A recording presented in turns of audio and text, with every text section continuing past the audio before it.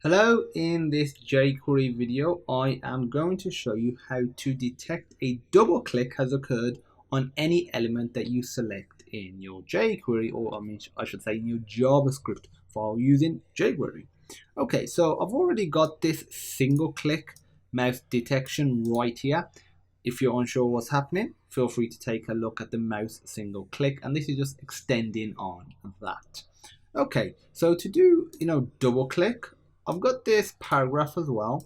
I'm actually going to duplicate this, but on the paragraph instead, actually, you know what?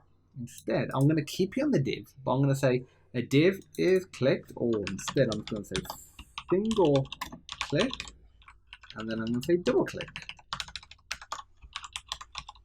Double click, and we just need to modify one last thing, is the actual event itself. Instead of click, it's actually DBL click, which is short for double. So DBL, not DBV, DBL. And now if I reload and I click on the div, we get single click.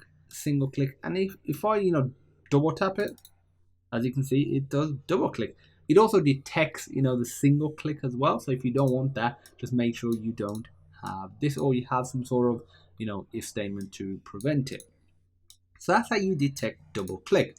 This double click event can be used in conjunction with the binding and the unbinding video that I created. So feel free to have a go at that.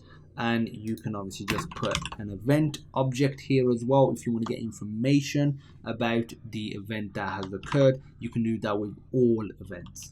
So that's it for this video. Thank you for watching, and I look forward to seeing you in the next epic tutorial.